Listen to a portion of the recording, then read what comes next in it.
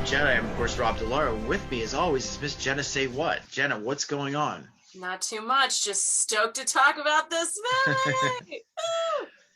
So unfortunately, Di will not be here tonight. She had some other engagements, but she is definitely here in spirit.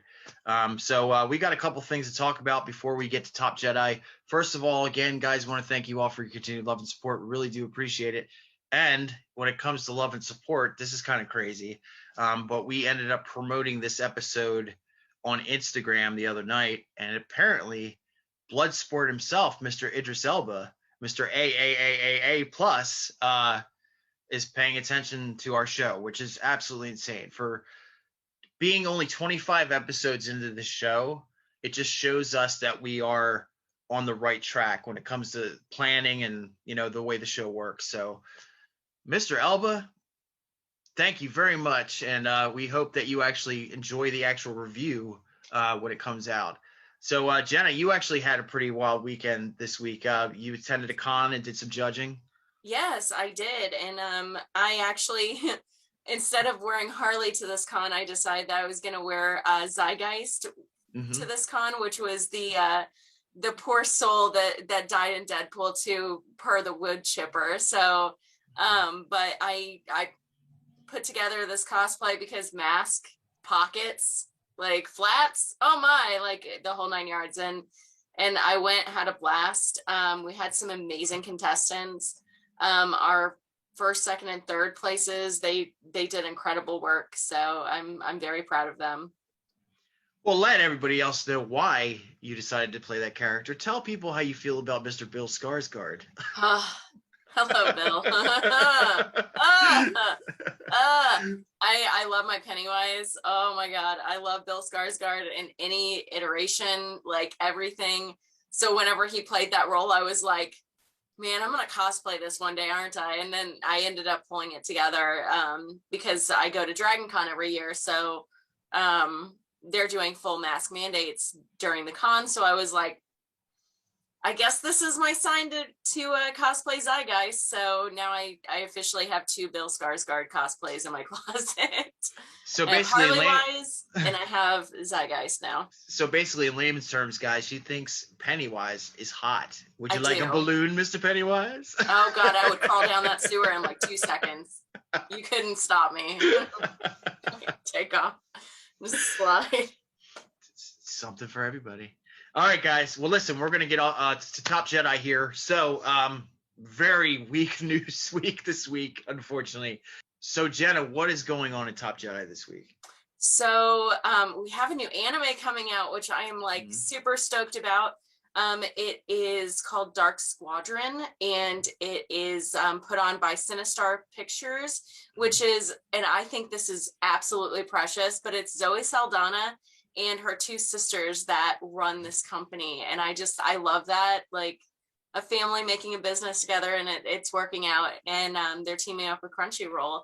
Dark Squadron is about 4 failing cadets that steal the ship, take off on a joyride, and then they come back and their academy is in ruins and everyone is gone.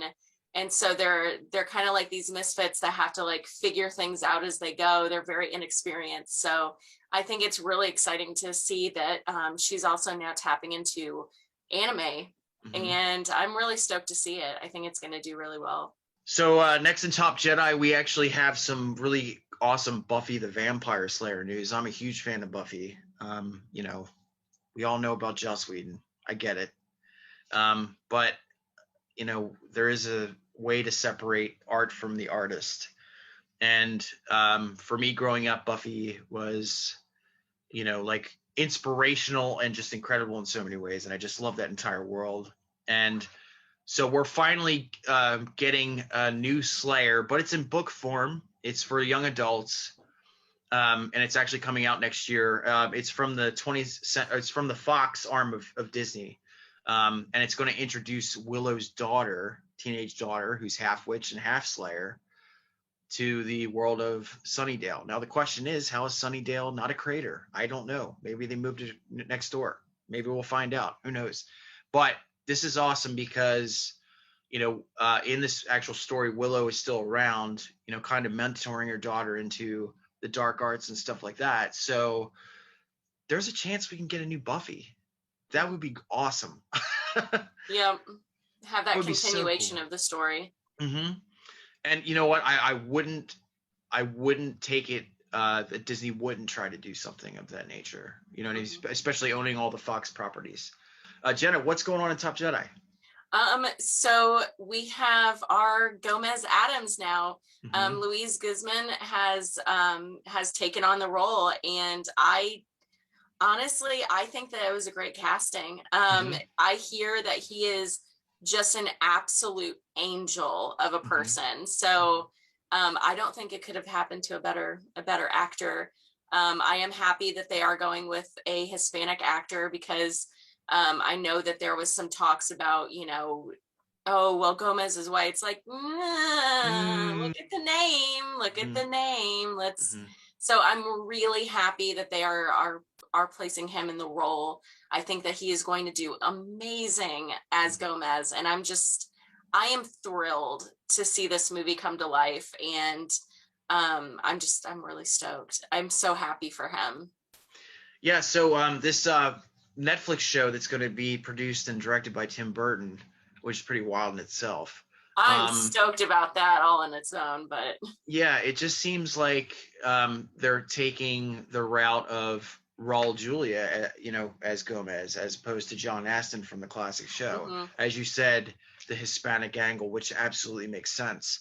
And Louis Guzman has been acting for probably about 30-40 years, and he's an incredible actor, and he's got a great sense of humor, and he's just perfect for that role.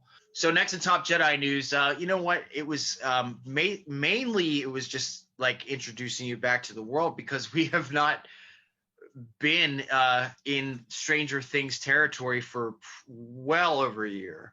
But they did give us little snippets with this promo trailer that came out the other day, which shows 11 and the rest of the young group. And there was one really cool instance where Hopper, who is supposed to be in Russia, I don't know what, if he's time traveling, he's in a different era or whatever, has a flamethrower.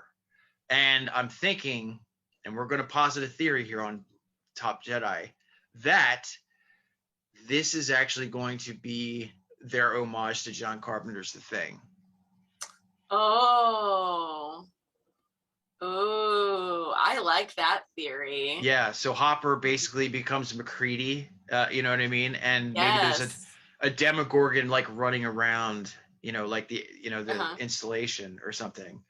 Kind of like your favorite movie, Alien. Like a mix between Alien and John Carpenter's The Thing. I think that's absolutely going to be what they do. I like that angle. I like that theory a lot. Yeah. We'll have to see, because we're not getting it until next year. Jenna, what is next in Top Jedi? So it's official. AC Bradley, the head writer of What If, with the MCU, is now canon in the MCU. So hey, it was our thoughts on it were right. He said in a interview that the events of What If are canon. It is part of the MCU multiverse. The multiverse is here. It's real, and it's absolutely fantastic, people. So it's official. All of this is canon, and I'm really excited to see where it takes us and see what little things intersect with other movies, TV shows. At this point, there's so many twists and turns. There's so many doors that are going to be open, and I'm excited. Yeah, when What If first came around, when they were promoting it and stuff, it was it looked beautiful, and I was interested, but I was kind of yeah, you know what I mean, if it was just a one-off thing. But we did actually talk about that theory on the show, that this was obviously going to open up the multiverse, and the timing is obviously right, because when Sylvie did what she did with He Who Remains, here comes What If, And yeah, it's really awesome. Now I'm absolutely 120,000% more excited for this show. Yeah, same. Yeah. And it's going to be really cool just to hear all these people doing their voices. And this is exciting for us because we had mentioned before how happy we were that the Suicide Squad was finally coming to reality. So of course that's what we're going to be reviewing today is the Suicide Squad movie from 2021, which just dropped 2 days ago. And man, first off, I have to say this because I think Jenna is on the same page.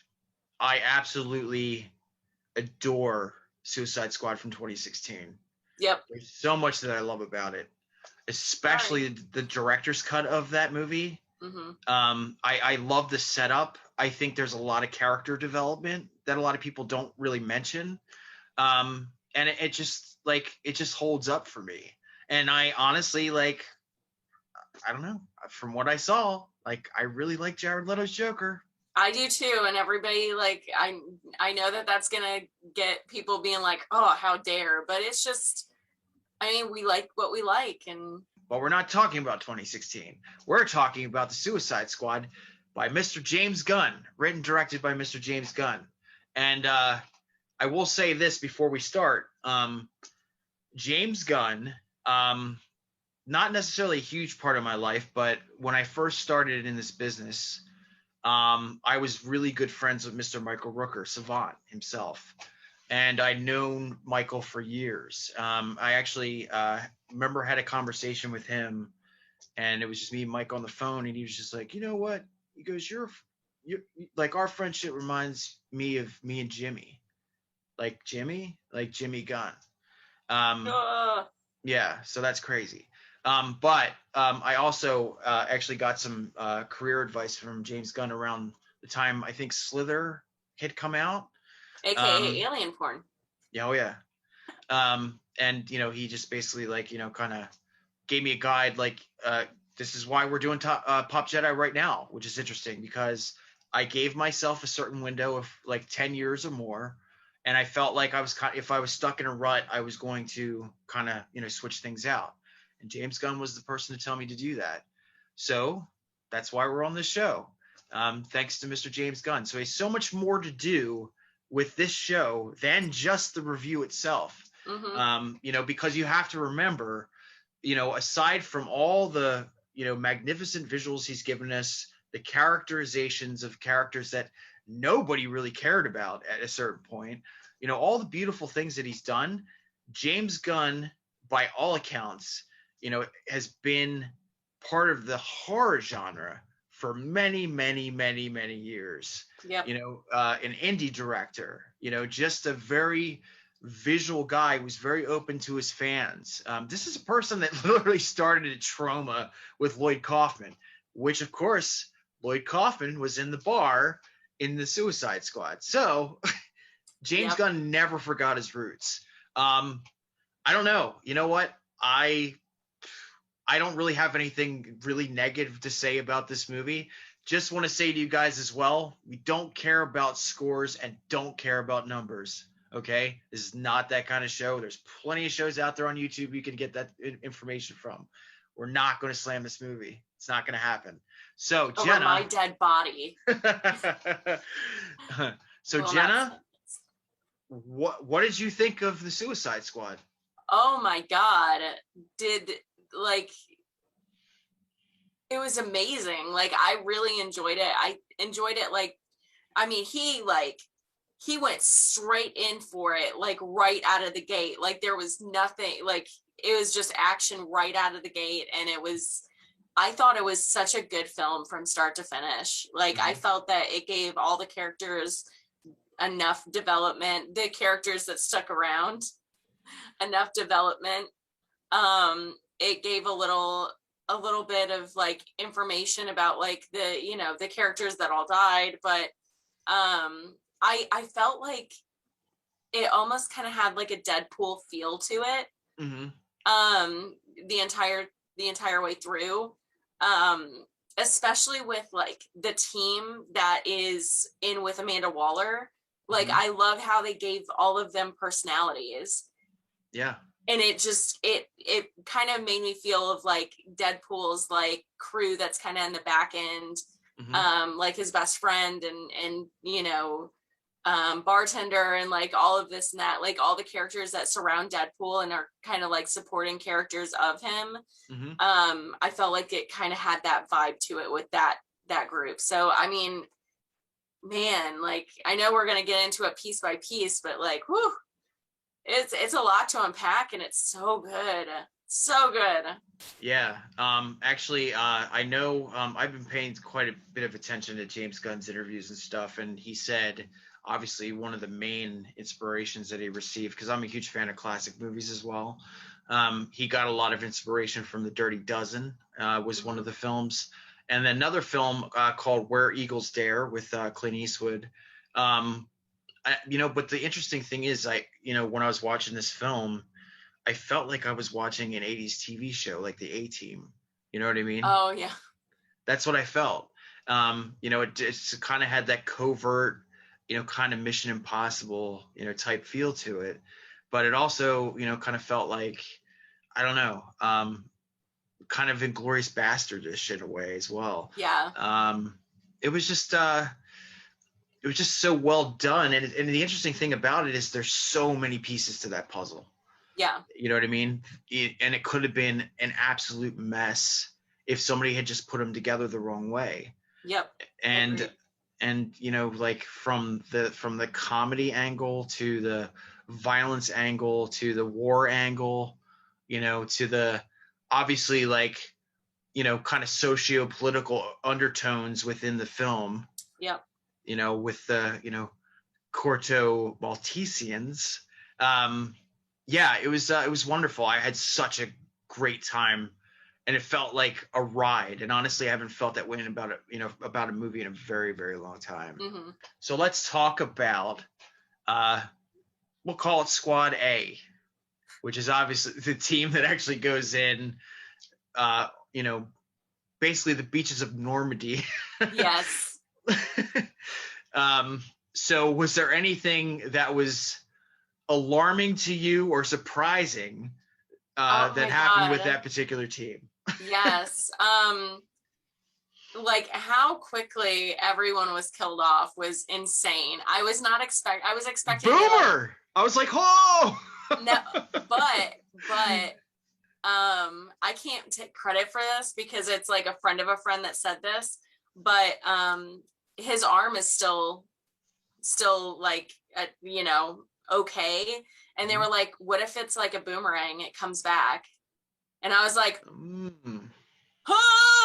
my god, like that's the only thing that I'm like really like hanging on to with like a death grip, because I'm just like, they took away Captain Boomerang, and that makes me so sad because he's such a good character.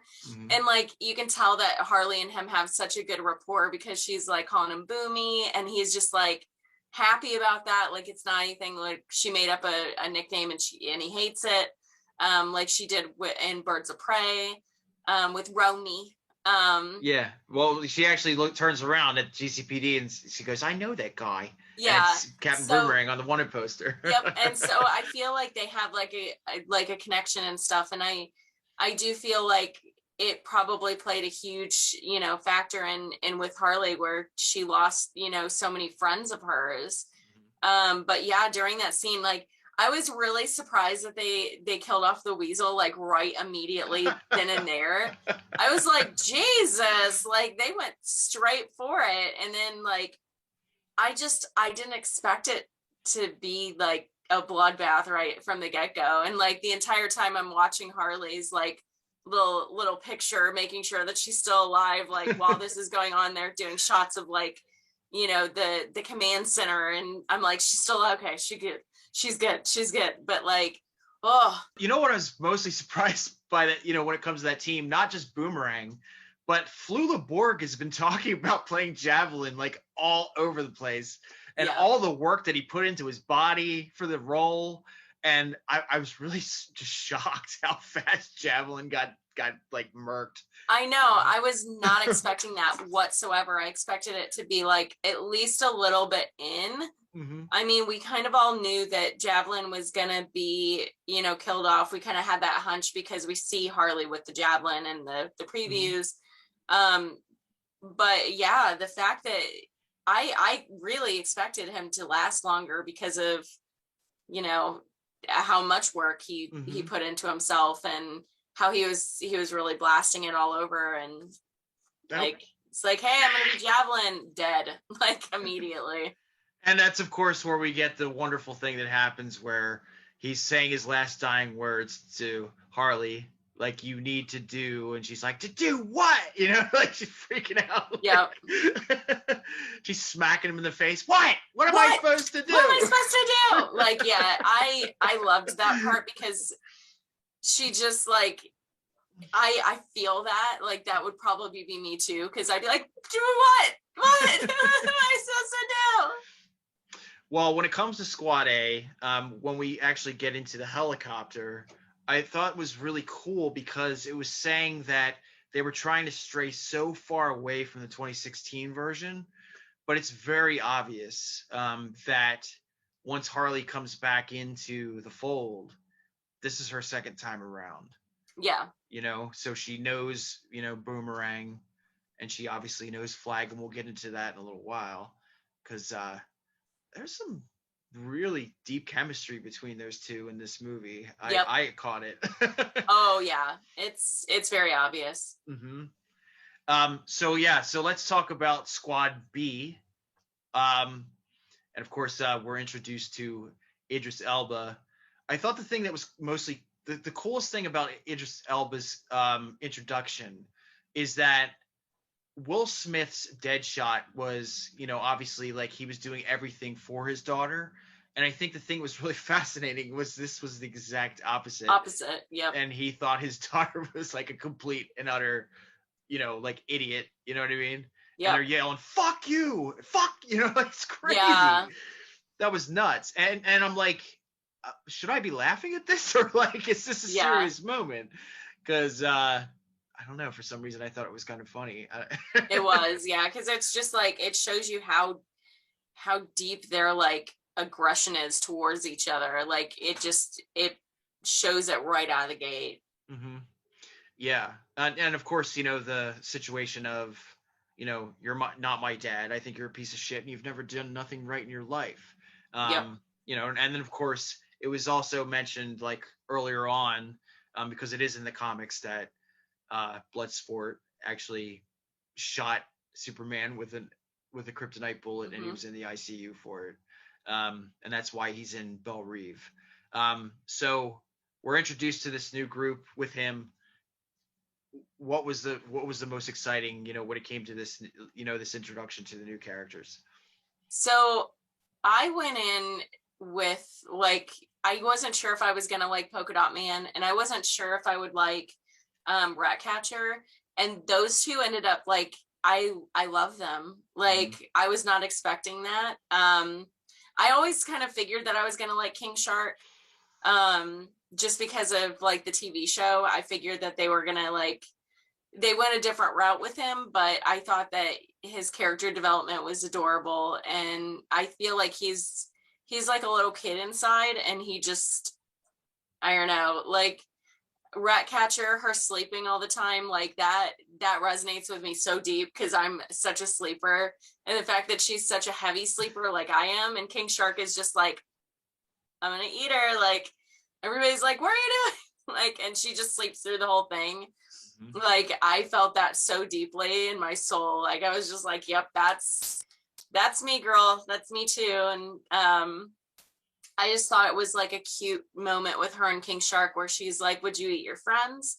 And he's like, I don't have friends. And she's like, let us be your friends. And like, she had that nice connection with him. And I thought that was really, I thought it was cute. I thought it was a nice little, like, it kind of shows her personality. She has a very warm, like caring, compassionate personality. She was the heart of the movie. Yeah. Yep. Definitely she really was. And I'm like, And Sebastian, oh, I love him so much. Now I want a rat. I'm like, great. But yeah. So let's travel back to the briefing for people who have not seen the movie. Oh, by the way, we should let you know this is spoiler territory all across the board when it comes to this episode. Yep. So if you've not seen the movie, go check it out and then come back here. So we get into the briefing and they're headed off to Corto Maltese, which is actually a country that was in the DC comics, for, political, reasons or, just like, storyline situations. But what I do remember, because Batman 1989 is one of my absolute favorite films of all time, was Corto Maltese was actually the photographs that Vicky Vale, Kim Basinger's character, had in her journal of photos, because she was, a war journalist at the time. And that's was it? Yeah, that's what the Joker was looking at. Oh my God. In the museum. Remember, he goes, crap, and he goes, well, because it's a bunch of dead bodies and stuff like laying on the ground. She was getting those from Corto Maltese, which is supposed to be like this really just overly violent country. And they have to go to a lab called Jotunheim, which apparently they don't know this, actually houses another character that we'll talk about later on the show. But is there any moments, from, just this group when they end up in Corto Maltese that really like stood out for you? Like, just them, just them as a group. I really liked the fact that they humanized like so many of the characters during it. Like they gave their backstories. I mean, Polka Dot Man's whole backstory and everything was like wild. And then you're just like, everything that, like, whenever someone's like, that's your mom, and he's just like, and then it cuts to like showing his renditions of his mom all over the place. And I felt like they did all of the characters justice in that. I do also want to talk about Mr. Cosplay himself, John Cena, because as I had also said on the show, I thought that he was going to be an absolute standout, and him as Peacemaker is off the charts. It was incredible. Like everything about that character, you could tell John Cena himself, he was having an absolute blast playing that character. Like from the start all the way up until his ultimate demise. So of course, let's talk about Miss Harley Quinn. She's not in the movie for a good amount of time, surprisingly. But when she is on this, like every frame is just absolutely electric, as I'm certain anybody would attest, we would say. Yep. But from the time where she is in the car getting dolled up, after being taken out of the pit that she's in, and looking at herself and going, oh my God, I'm a princess. I'm to the point where she even gets out of the car and like they're basically like Beauty and the Beast, like like, here you are, ma'am, here's your castle, and she goes, gracias. Yeah. What did you think about that scene? Because I know you were saying like that entire moment for you, just the moment of possible happiness for the first time. Yep. Just gets swept right out from under her. Of course she does something about it, but like you said, that really affected you. So what did you think about that entire scene as a whole? Man, they cut me deep on that one, because like I do resonate with Harley with a lot of my past and my abuse and things like that. And I do, as a person, tend to only see the best in everyone. So that is like one of my worst and my best qualities. So I have a hard time with like, if I see a red flag, acknowledging it and being like, So when she was like giving her red flag speech, I was just like, yeah, because I'm in that transition in my life where I'm actually like starting to like go, okay, if someone's showing red flags, I should probably be aware of it and not like keep going and being like, they're probably still a good person.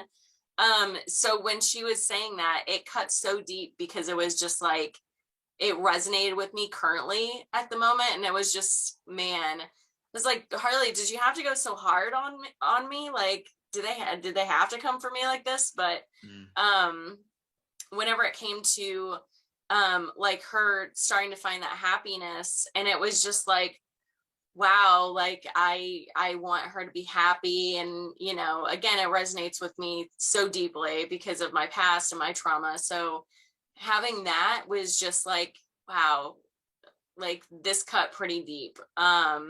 Yeah, but this is the most human we've seen Harley. Oh yeah. Like you know what I mean? Yeah. As a woman, she's able to break away from the looks of this guy and his beautiful birds and everything, and just see him for who he truly is and how ugly he is. You know what I mean? And yeah, she's like, why would you kill kids?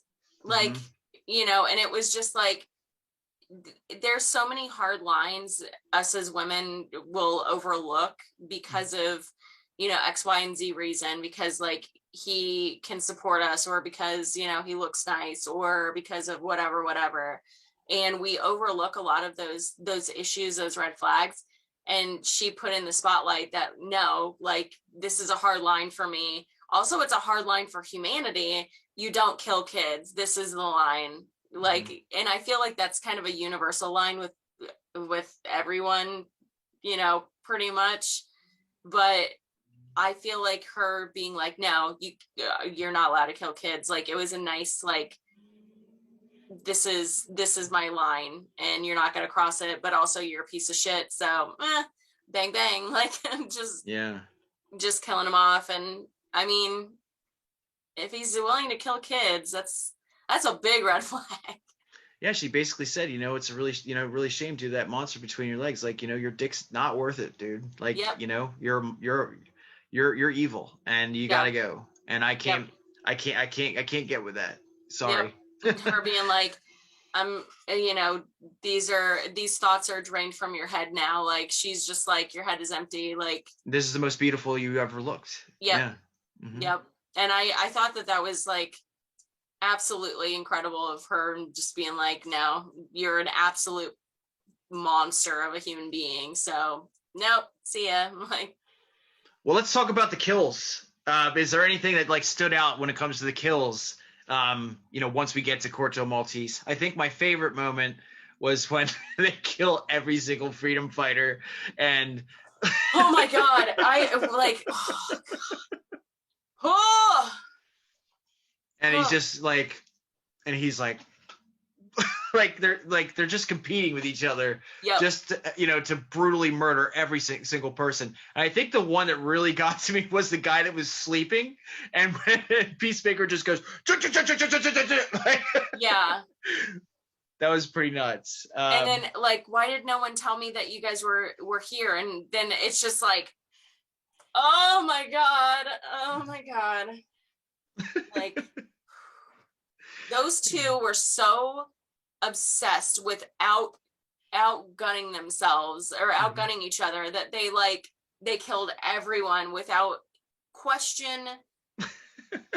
And then boom, you realize that they're actually the good guys fighting against the bad guys, and they're on your side, and they're just like, oh yeah, Rick Flags just hanging out, and they're like, you drinking tea?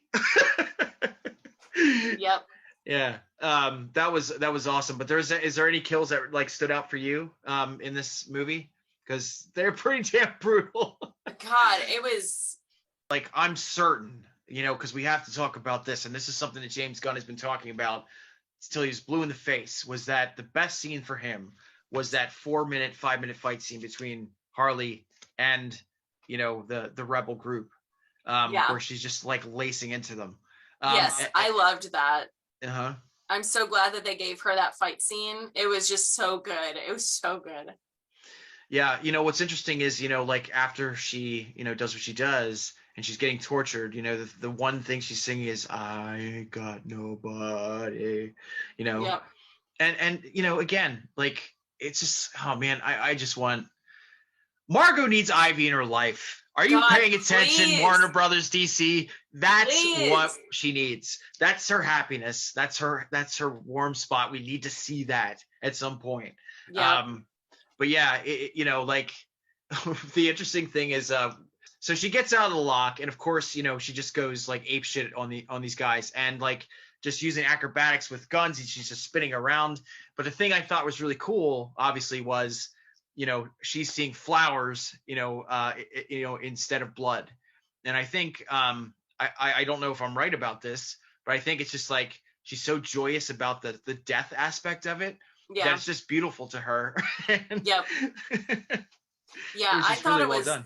I thought it was an amazing fight scene. I mean, the fight choreography was incredible.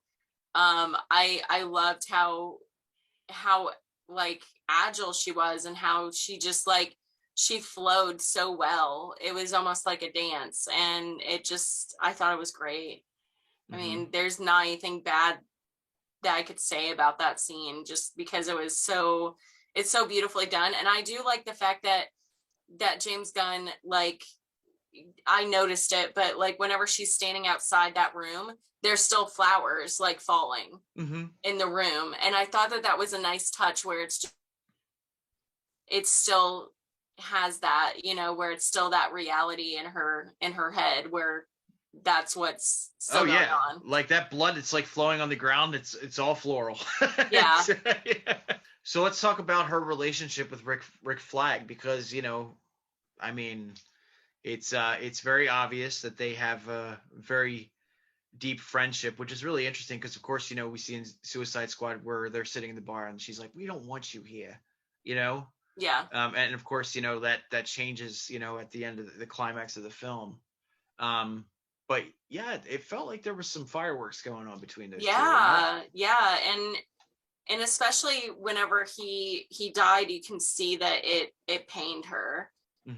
Like, so I really do think that there was some like possible romantic aspect of it. Like maybe they had a crush on each other, but never like did anything about it, never said anything about it, and it was just kind of like underlaying. But like you could tell she really cared for him, and vice versa. And you know, them working together again, she was happy to be back in the squad,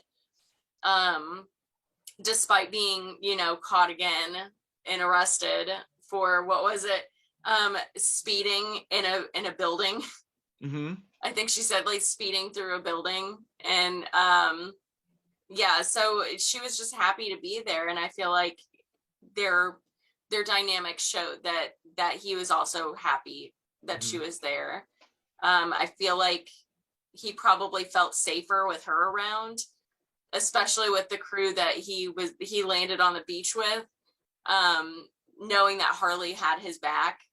I feel like they also had that like really strong dynamic together. Oh yeah, most definitely. And you know, I do have to mention Peter Capaldi's The Thinker was fantastic. So good. Yeah. You know, but I mean, he was one of my favorite Doctor Who's for a reason.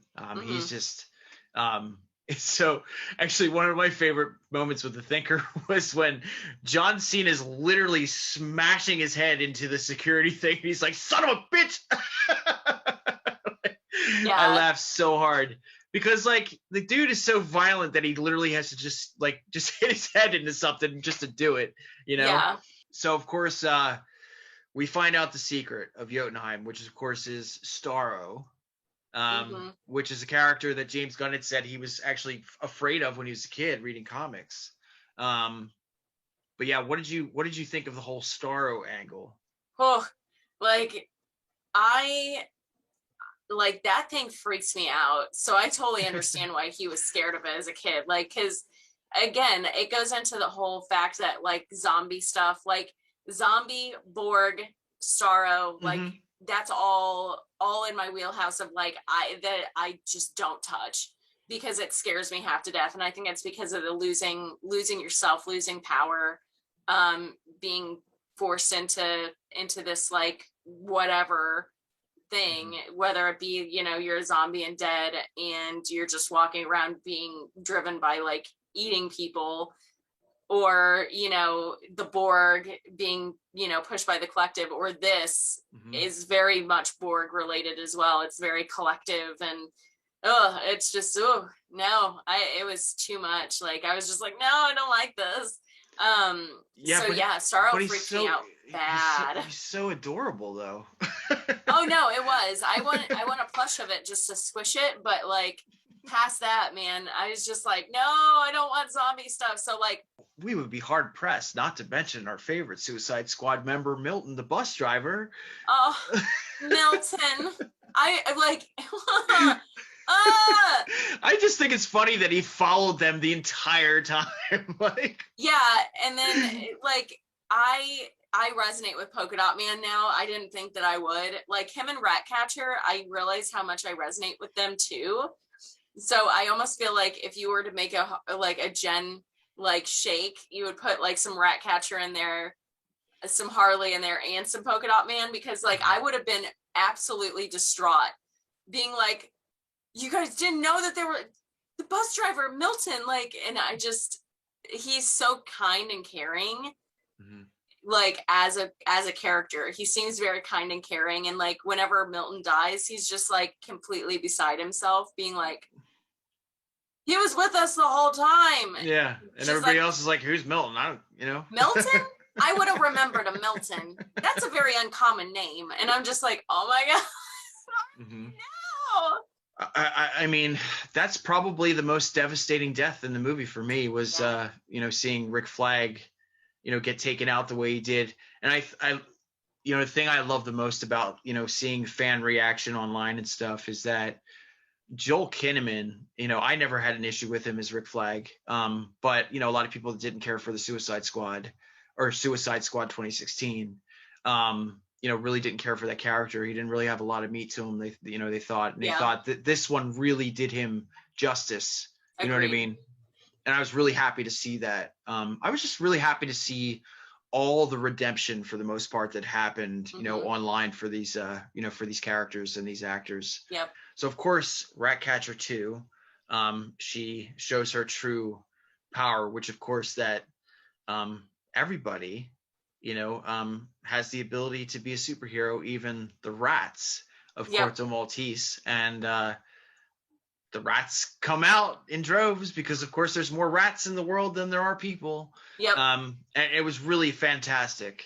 Agreed. And, just the scene with her sitting there with her father, which, of course, was Taika Waititi.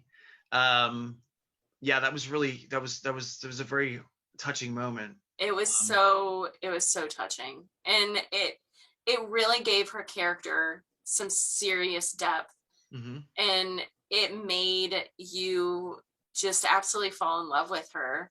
Like you can tell that she is just an absolute sweetheart and that really truly cares for everyone. And I love that character. I was not expecting to love her like this, and I absolutely do. And again, of course, Sebastian. So they save the day, and they're talking to each other, and she goes, "I'll be a friend, Milton." That's not my name. To Bloodsport. Yeah. And she's like, "We've had this conversation for 3 hours. Of course your name is Milton." We get on the helicopter. We see Harley obviously relieved that she's alive. Ratcatcher 2 immediately falls asleep. Yep. And the moment that really just tore at me was little Sebastian laying on Bloodsport, and of course he just very nervously goes and pets him as he's sleeping on his leg. God, like my entire heart at that point was just like, ah! Like I wanted, like, because I actually went out and saw it. So like whenever I came home, I snuggled my cat so hard because I was just like, it is so precious. Like I just need snuggles. But yeah. There's gonna be people buying some rats after this movie, I'm pretty sure. God, I hope you do it with the best intentions. So if you're gonna get a rat, you probably need two because they need little companions. They need friends. Don't get them and then neglect them, please and thank you. That is my PSA for today. I've made it very clear many times. Like I am very loyal to Marvel as a fan. But I have always been, pretty much like balls to bone ever since I was a little kid, a DC fan. Yep. And it always warms my heart to the point of just just radiating with joy anytime that DC gets a win. Yeah. And Same. because it doesn't really happen a lot, and you're usually hearing that they're dropping the ball when it comes to their cinematic experience and this and that, and they're nothing like Marvel and blah blah blah blah blah.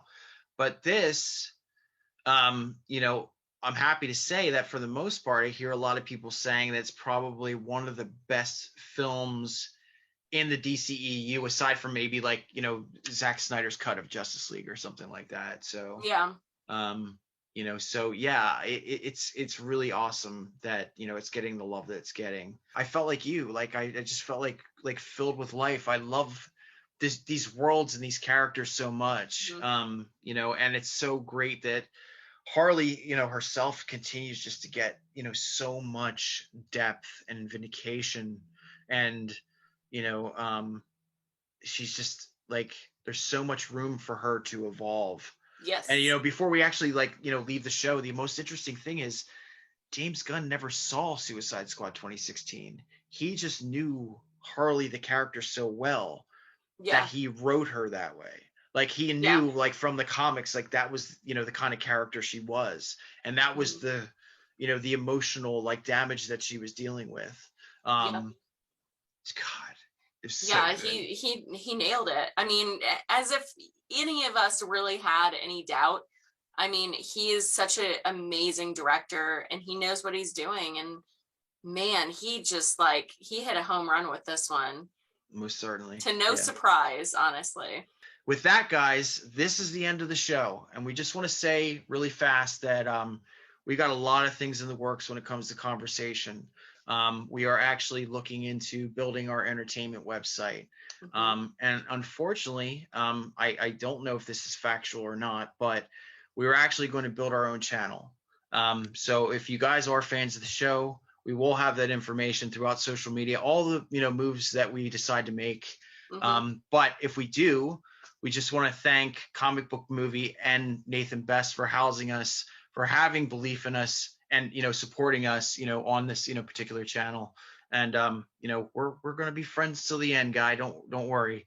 But yeah, we're going to be taking a 3-week hiatus due to the fact that we're a little burnout, and we're actually going to focus on the fall season of episodes, which of course there's going to be a lot of horror if you guys are into horror. Of course, the Halloween season's coming around, and so we've got a lot. I'm trying to get Rob to do a few things, special spooky things for Halloween season, since that is my time of the year that I just freaking love.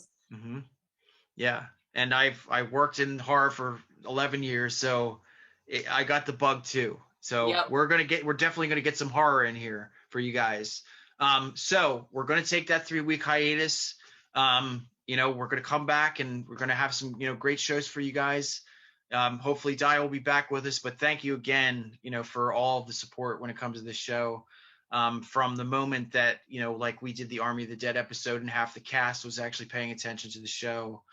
Richard Citrone, who played the Zombie King, of course, was also very loving and appreciative when it came to the review that we did. And, look, if we're going to go out with a bang, Idris Elba, it's pretty good. It's pretty good.